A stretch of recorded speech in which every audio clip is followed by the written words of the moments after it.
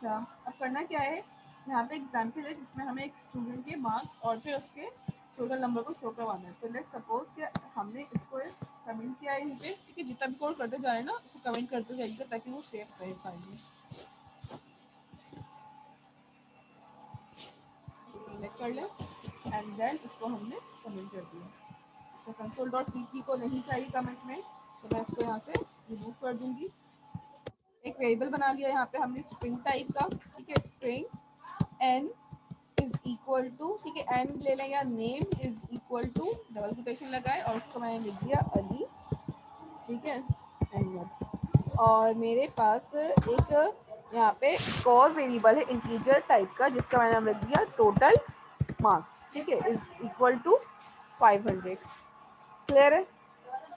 इसके मार्क्स को हम जो है ना, देखो हमने क्या किया है, इसके मार्क्स को हमने कांस्टेंट कर दिया और इसके नेम को भी हमने कांस्टेंट कर दिया।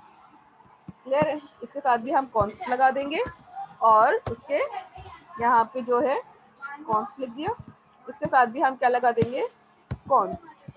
दोनों चीजें मेरे पास क्या हो जाएंगी कांस्टेंट में, कंसोल डॉट राइट लाइन, और यहाँ पे आके हमने लिख दिया द स्टूडेंट नेम इज, जो भी आकर स्टूडेंट का नेम आ जाएगा वो आ जाएगा। और यहाँ पे आके मेरे पास इसको हमने कह दिया नेम, ठीक है। Second console dot right line बनाया और इसके अंदर हमने अपने पास मैसेज लिख दिया the total marks of student is, और फिर यहाँ पे आके कॉन्केटिनेट कर दिया हमने अपना टोटल मार्क्स का वेरिएबल, ठीक है। F5 करते हैं यहाँ पे, और अब यहाँ पे देखो दोनों मार्क्स प्रिंट हो गए। The student name is Ali Ahmed and the total marks is 500, ठीक है। दोनों आपके पास यहाँ पे फिक्स कांस्टेंट के साथ प्रिंट हो रहे हैं, तो आप स्ट्रिंग टाइप के नेम को इसको भी रिपीट फिक्स कर कर दें। लें, ठीक है। अगर आप चाहें तो स्ट्रिंग नेम के साथ भी कांस्टेंट लगा सकते हैं, जरूरी नहीं है सिर्फ वैल्यूज को हम कांस्टेंट करें, टीचर वैल्यू से चला है कांस्टेंट में, कोई भी वैल्यू कांस्टेंटली जा सकती है, ठीक है। हमने क्या किया है, दो वेरिएबल बनाए हैं। प्लीज रिपीट कर देंगे दोबारा। आपने प्लस नेम करवाया है ना वापसी, तो मुझे समझ नहीं आई। कौन सा वाला? ये आपने द स्टूडेंट नेम इसके बाद जो कोटेशन मार्क्स लगा के वापसी प्लस नेम लिखा है, वो बात हमने समझ ये नहीं आई। कॉन्केटिनेट किया ना, ये काम तो हमने ऊपर भी किया था, ये काम तो हमने आज यहाँ पे भी तो किया स्टार्ट की क्लास में भी, कि अगर मुझे अपने पास एक मैसेज और एक नाम या कोई भी वेरिएबल एक साथ प्रिंट करवाना होता है, तो उसके लिए हम यहाँ पे क्या लगा देते हैं, बीच में प्लस का साइन, ठीक है। प्लस का ऑपरेटर जो है मेरे पास एज एन कॉन्केटिनेट करता है, कॉन्केटिनेट करता होता है दो चीज़ों को आपस में मिलाना, ठीक है। तो अगर मुझे एक मैसेज और एक नेम यानी कि जो वेरिएबल है इसको एक साथ प्रिंट करना है, तो फिर मैं इस तरह से प्रिंट अपना करवा सकती हूँ इजीली। अदरवाइज मुझे दो अलग अलग कंसोल डॉट राइट लाइन लिखने पड़ते। कैसे? एक इसके लिए लिखती, ठीक है, द स्टूडेंट नेम इज, और एक कंसोल डॉट राइट लाइन में आके नेम लिखती। इस तरह से भी कर जी सकते थे हम, ठीक है। दोनों जी जी। तरीके ठीक है, बट लाइन ऑफ कोड मेरा यहाँ पे क्या हो रहा है, बढ़ रहा है, ठीक है। ये अलग लाइन आ रही है, ये अलग लाइन आ रही है, फिर नीचे अलग लाइन आ जाती। तो इस लाइन्स ऑफ कोड को कम करने के लिए हम इसी के साथ क्या कर लेते हैं, प्लस का साइन लगाते हैं और अपना वेरिएबल उसी के आगे लिख देते हैं, ताकि एक ही लाइन अगर में मेरा वेरिएबल काम ज्यादा हो तो वो भी लगा सकते ज़्यादा। इवन का आप चाहे ना ये वाला कंसोल डॉट लाइन भी ना इसके आगे लिख सकते हैं। ये भी करके दिखा दूँ कि अगर मुझे एक ही लाइन में दोनों या तीनों लाइन काम करना हो तो कैसे होगा, ये भी कर सकते हैं। लेट्स सपोज कि मेरे पास से मैंने इसी के आगे दोबारा प्लस का साइन लगाया और यहाँ पे लिख दिया डबल कोटेशन, और मैंने लिखा and total marks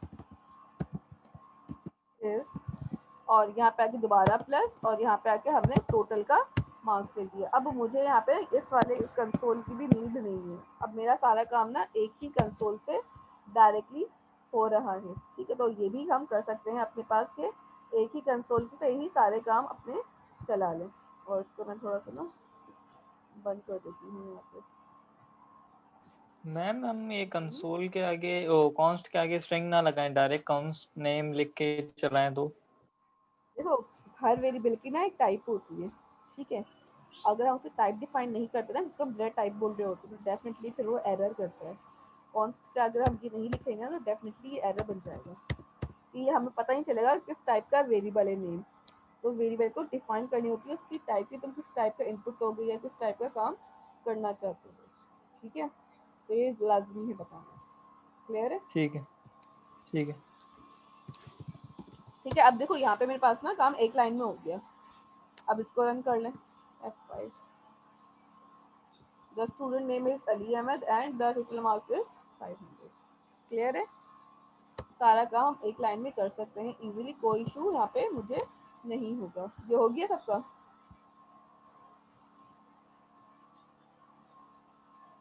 no ma'am. कर ले। मैम ये ऑफलाइन चलता है? हाँ, इसके लिए इंटरनेट की नीड नहीं है, इसमें कोई इंटरनेट की नीड नहीं है। और वैसे ही चलाएं। तो वैसे ही वो गूगल शॉप्स वो ऑनलाइन चला रहे थे ना। ऑनलाइन कंपाइलर जो लोग यूज़ करें डेफिनेटली उनको चाहिए होगा इंटरनेट, अदरवाइज जो लोग विजुअल खुद यूज़ करें उनको नीड नहीं होगी। मिस वो विजुअल भी अब मैं गलत वाला डाउनलोड कर लिया था, वो चले तो दूसरा सही वाला था। हाँ कर लो, जब तक वो हो रहा है अब तक ऑनलाइन कंपाइलर पे काम करो। मिस ये स्ट्रिंग के बाद जैसे हम फर्स्ट नेम लिखते हैं या लास्ट नेम लिखा है तो हाँ उसके ऊपर अगर अंडरलाइन बनी हुई आती है ग्रीन कलर की तो उसका क्या हाँ, मतलब होता है? वो वार्निंग होती है। वार्निंग का मतलब ये है कि मैंने इस वेरिएबल को बना लिया है लेकिन मैंने इस वेरिएबल को कहीं पे यूज़ नहीं किया, ये मतलब होता है। ठीक है, लेट्स सपोज कि मैंने यहाँ पे वेरिएबल बनाया है int a is equal to 56। ठीक है, यहाँ पे एक लाइन आ गई a के नीचे डली हुई। यस मैम, इसका मतलब है यही कि चीज। मैंने a का वेरिएबल अभी तक कहीं पे ना प्रिंट नहीं करवाया, कहीं पे यूज़ नहीं किया है। अगर मैं यहाँ पे आगे कंसोल डॉट राइट लाइन पे a लिख देती हूँ तो डेफिनेटली एरर खत्म हो जाएगा। इट मीन्स कि मैंने जो वेरिएबल बनाया था ना मैंने उसको कहीं पे यूज़ भी कर लिया है, ये रीज़न होता है। ठीक है, ठीक है मैम, थैंक यू। अच्छा यहाँ पे ना एक और चीज़ भी है जो बताने वाली है आप लोगों को। हमारे पास दो चीज़ें होती हैं, ठीक है, एक होती है इनिशियलाइजेशन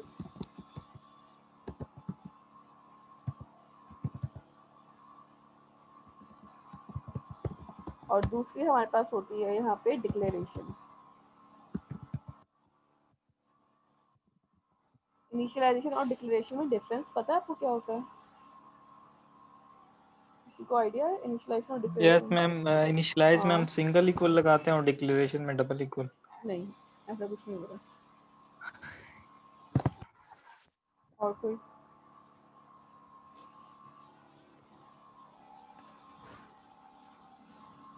देखो इनिशियलाइजेशन की जब बात होती है ना तो हम अपने पास अगर लिख रहे हैं ना इस तरह से int a is equal to 5, मैं अपने वेरिएबल को ना एक इनिशियली वैल्यू बता रही हूँ कि उसकी वैल्यू क्या होगी, मेरे पास 5 होगी। ठीक है, ये मेरे पास एक वेरिएबल है और इस वेरिएबल की वैल्यू क्या है 5, ये मैंने इनिशियलाइज किया है, इनिशियली बता दी इसकी वैल्यू 5 है। आगे जाके मैं इसकी वैल्यू चेंज भी कर सकती हूँ।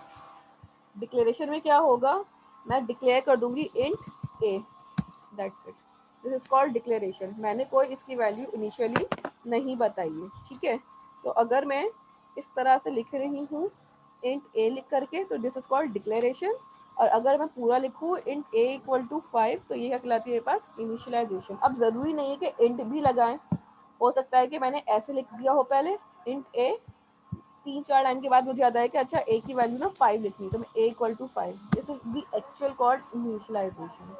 अगर मैं मैम अपनी ये स्क्रीन काम तो कांस्टेंट भी कर सकता है ना, उस कांस्टेंट कहीं पे भी कर टाइम। सकते हैं, ये जरूरी नहीं कांस्टेंट पे हो, ये काम कहीं भी हो सकता है। ठीक है, अगर मैं कहूँ लेट सपोज कि मैंने यहाँ पे इंट a लिख दिया है, अब ये मेरे पास क्या है, ये वाला इनिशियलाइजेशन है डिक्लेरेशन है? ये डिक्लेरेशन। ये डिक्लेरेशन है। ये डिक्लेरेशन है। ठीक है, मैंने यहाँ पे अपने पास एक वेरिएबल डिक्लेयर कर दिया है। ठीक है, ये यहाँ पे डिक्लेरेशन हो गई। इसी तरह अगर मैं यहाँ पे आके a इज इक्वल टू 56 कर दूँ, व्हाट इज दिस, यह कहलाएगा अब भी इनिशियलाइजेशन हो जाएगी मेरी, ये बस क्या कहलाएगी इनिशियलाइजेशन। ठीक है, अब अगर मैं इस तरह से लिख रही हूँ int a is equal to 56, ये क्या कहलाएगा? इनिशियलाइजेशन। हम्म? इसमें दोनों काम हो रहे हैं। इनिशियलाइजेशन। नहीं, ये दोनों है, ये डिक्लेयर भी यही हो रहा है और इनिशियलाइज भी यही हो रहा है। ठीक है, तो इसके अंदर हमारे पास दोनों काम एट अ टाइम एक साथ हो रहे हैं, इनिशियलाइज भी और डिक्लेयर भी, तो इस टाइप के काम भी हमारे पास हो सकते हैं। ठीक है, इनिशियलाइज भी होगा और डिक्लेयर भी साथ ही हो जाएगा। क्लियर है?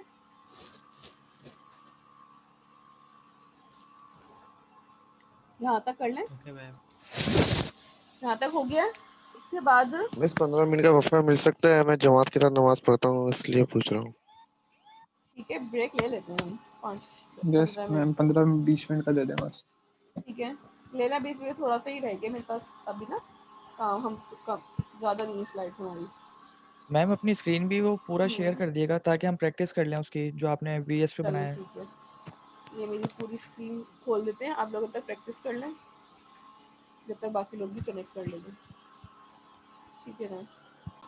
अच्छा, यहाँ तक तो हो गया हमारा। अब नेक्स्ट टास्क जो है ना मेरे पास, यहाँ पे आ जाता है कि मुझे अपने अगर वेरिएबल्स की डेटा टाइप डिफाइन करनी है। जी मैम एक और बात, सॉरी फॉर डिस्टर्बिंग, मतलब कि हाँ वो क्लास में तकरीबन बच्चे टाइमिंग्स की वजह से क्लास नहीं ले पा रहे, तो अगर आप नेक्स्ट टाइम नेक्स्ट जो क्लास होगी उसके लिए टाइमिंग है कुछ। यहाँ पे आपके पास नेक्स्ट एग्जाम्पल आ गई है।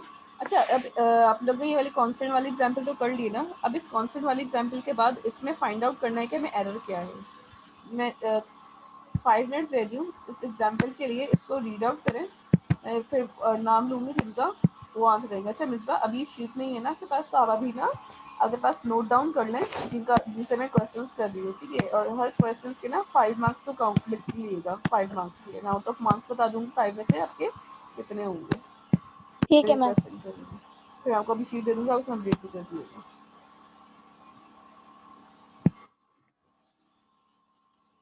मेरा क्वेश्चन है सेट से। ठीक है,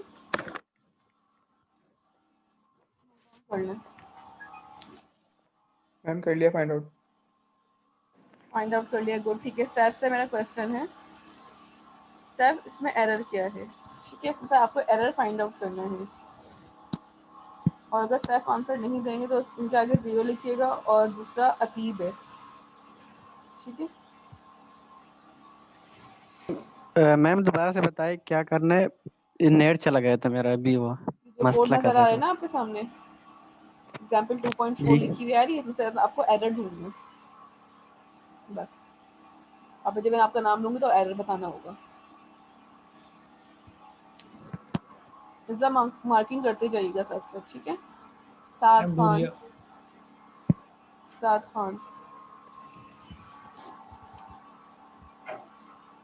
ठीक है, इबाद अली,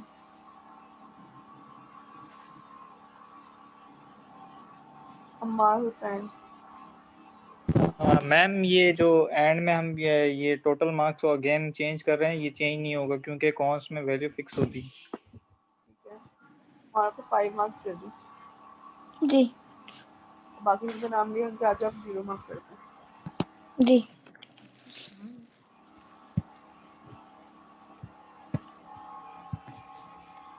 नेक्स्ट एग्जाम्पल पे चलते हैं। अच्छा, यहाँ पे अब मेरे पास एग्जाम्पल आ जाती है सारे वेरिएबल्स की, कि ना आपके पास कितने वेरिएबल्स को आप कितने डिक्लेयर कर सकते हैं। ठीक है, फॉर एग्जाम्पल कितने टाइप के वेरिएबल्स हैं और क्या क्या चीज़ें आप उसमें डिक्लेयर और इनिशियलाइज कर सकते हैं। ठीक है, लेट सपोज कि मेरे पास यहाँ पे सबसे पहले एक वेरिएबल आ रहा है बूल के नाम से, और बूल इक्वल टू चेक लिखा हुआ है। ठीक है, बूल एक डेटा टाइप है। ठीक है, बूल क्या करती है, मेरे पास एक ट्रू या फॉल्स को चेक करने के लिए यूज हो रही होती है। ठीक है, कि अगर मुझे चेक करना है कि मेरी वैल्यू या जो भी मैं काम कर रही हूँ वो ट्रू है या फॉल्स है। ठीक है, तो वो मैं चेक करने के लिए आपके पास बूल लिख रही होती हूँ। ठीक है, कि लेट्स सी कि अगर मेरे पास कंडीशन ट्रू होगी तो बूल से अगर चेक कर लो। फॉर एग्जांपल, इसकी एग्जांपल करते हैं पहले हम। ठीक है, मैम ऑन ऑफ वाला। बिल्कुल ऑन ऑफ वाला, कि अगर मैं स्विच ऑन करूंगी तो definitely lights will be open, otherwise switch off है तो लाइट्स भी ऑफ होंगी। ठीक है, अगर मैं यहाँ पे बूल लिख लूँ, ठीक है, बूल एक डेटा टाइप है, जैसे आपको इंट और 4 डेटा टाइप्स है ना, तो आपके पास बूल भी डेटा टाइप है। मैंने लिखा बूल, और बूल के आगे अपना कोई भी वेरिएबल लिख सकते हैं। लेट्स सपोज मैंने चेक के नाम का एक वेरिएबल बना दिया, CHE के नाम से बना सकते हैं, या किसी भी नाम से एक वेरिएबल बनाया, और इसके आगे मैंने लिख दिया ट्रू, और इसको मैंने प्रिंट कर लिया चेक कोड, ठीक है। अच्छा, बूल की क्वालिटी क्या है कि बूल सिर्फ ना दो चीज़ों को अपने अंदर गेट करेगा, या तो ट्रू करेगा या फिर फॉल्स। अगर इसके अलावा कोई तीसरी चीज़ हम इसके अंदर ऐड करेंगे या देंगे इसको तो डेफिनेटली वो एरर कर देगा, ठीक है। ये तो फॉल्स लिख लें या ट्रू लिख लें, ये चल जाएगा, इसमें एरर कोई नहीं आएगा। ये तो बहुत ईजी है, ठीक है। इसी तरह वापस आते हैं यहाँ पे, और यहाँ पे आने के बाद अगर मैं इसके यहाँ पे ट्रू या फॉल्स के अलावा मैंने लिख दिया इसकी जगह पे AN, एरर करेगा, ठीक है। इसी तरह अगर मैंने यहाँ पे लिख दिया 1 2 तो ये भी मेरे पास एरर करेगा, ठीक है। तो अगर हमारे पास बूल के अंदर सिर्फ ट्रू आएगा या फिर फॉल्स आएगा, उसके अलावा अगर हम तीसरी कोई भी चीज़ देंगे तो आप एंटर नहीं कर सकते। क्लियर है यहाँ तक? मतलब कंडीशन आएगी सिर्फ। एग्जैक्टली, खाली वो चेक करेगा कि आइदर दिस इज ट्रू और दिस इज फॉल्स, इसके अलावा कुछ नहीं आएगा। क्लियर है? Yes yes ma'am. Yes ma'am. ठीक है। नेक्स्ट हमारे पास यहाँ पे फिर आ जाती है एग्जाम्पल 4 की, ठीक है। 4 स्टैंड फॉर कैरेक्टर, 4 को हम कैरेक्टर कह रहे होते हैं, ठीक है। 4 का शॉर्ट होता है, हम इंटीजर की शॉर्ट फॉर्म इंट लिख रहे होते हैं, इस तरह कैरेक्टर की शॉर्ट फॉर्म हमारे पास 4 होती है, ठीक है। 4 भी डेटा टाइप है जो सिर्फ मेरे पास एक कैरेक्टर को अपने अंदर होल्ड कर रहा होता है, ठीक है। मेरे पास सिर्फ एक कैरेक्टर होल्ड हो रहा होगा, पूरी वैल्यू लाइक पूरा नेम मैं इसके अंदर नहीं लिख सकती, ठीक है। 4 में चलो खाली एक अल्फाबेट आ रहा होगा, लाइक A आ गया, B आ गया, C आ गया, ठीक है। तो इस टाइप का मेरे पास कुछ आ रहा होता है। क्लियर हो रहा है? एमसीक्यूज के ऑप्शंस होते हैं वो आ सकते हैं इसमें। बिल्कुल, A B आ सकता है, A B या C से कोई एक ऑप्शन चूज करना है आपने, वो आ सकता है इसके अंदर डेफिनेटली। सिंगल कैरेक्टर आएगा। हाँ बिल्कुल, सिंगल आएगा, इससे ज़्यादा नहीं आ सकते, ठीक है। अगर मैं उससे ज़्यादा लिखूंगी तो वो एरर है, ठीक है। लेट्स सपोज कि मैम नंबर में भी तो प्रॉब्लम आएगी, नंबर सिंगल लिख ही नंबर। नहीं सकते। देखो ये मेरे पास 4 का हुआ है, इसी के नीचे ना मैं बता देती हूँ यहाँ पे करके।